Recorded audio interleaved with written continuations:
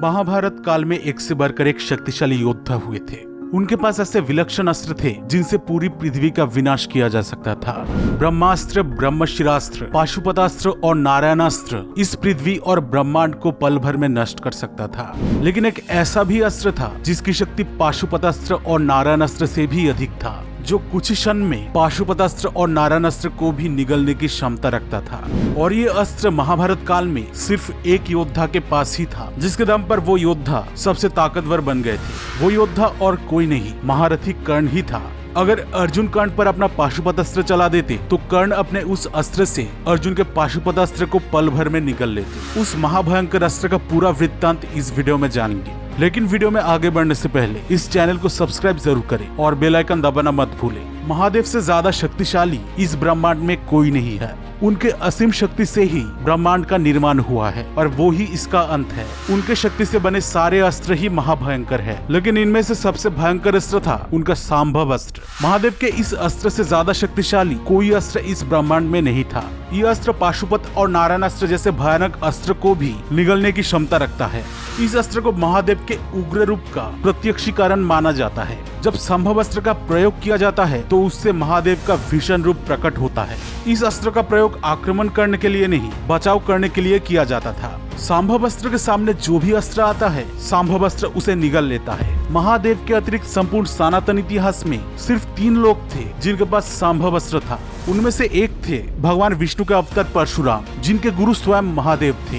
भगवान परशुराम महादेव के बहुत बड़े भक्त थे। वो हर रोज महादेव का पूजा किया करते थे। उनके भक्ति से प्रसन्न होकर महादेव ने उनको दर्शन देकर कहा, हे भार्गव परशुराम, मैं तुम्हारे भक्ति से बहुत प्रसन्न हुआ।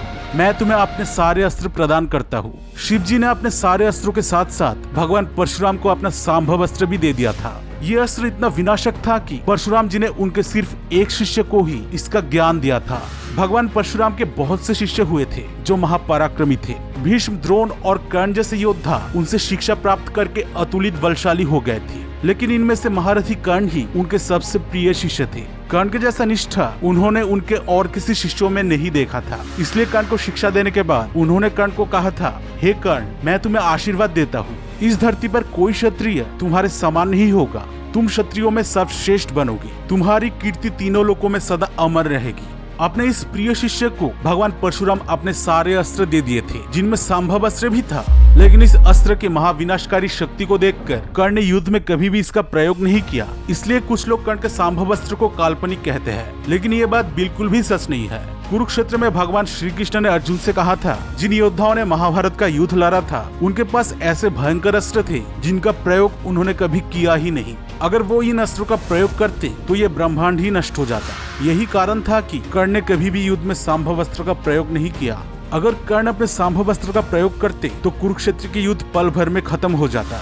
परशुराम और कर्ण के अतिरिक्त सिर्फ महर्षि उपमन्यु के पास ही संभव अस्त्र था। महर्षि उपमन्यु भगवान श्री कृष्ण को कहे थे, मुझे भगवान शिव से ऐसे रहस्यमयी और महाशक्तिशाली अस्त्र मिला है जो पाशुपत अस्त्र से भी ज्यादा शक्तिशाली है। ये अस्त्र देवादिदेव महादेव का संभव अस्त्र है। ये अस्त्र पर्वतों को ध्वस्त कर देता है, नदी और सागरों को सुखा देता है। इसके प्रयोग से पल भर में पृथ्वी सहित पूरे ब्रह्मांड का विनाश हो जाता है। इतिहास में सिर्फ एक ही बार संभव अस्त्र का प्रयोग किया गया था। रामायण काल में भगवान शिव और श्री राम के बीच एक भयानक युद्ध हुआ था। इस युद्ध में श्री राम के भाई शत्रुघ्न ने शिव जी पर ब्रह्मास्त्र का प्रयोग किया। उस ब्रह्मास्त्र के आगे भगवान शिव ने अपना महाभयंकर संभव अस्त्र प्रकट किया, जिसने देखते ही देखते ब्रह्मास्त्र को भी निगल लिया। दोस्तों, भगवान शंकर के संभव अस्त्र के ऊपर बना ये वीडियो अगर आपको पसंद आई हो तो इसे जरूर एक लाइक कर देना और कमेंट बॉक्स में हर हर महादेव जरूर लिखना।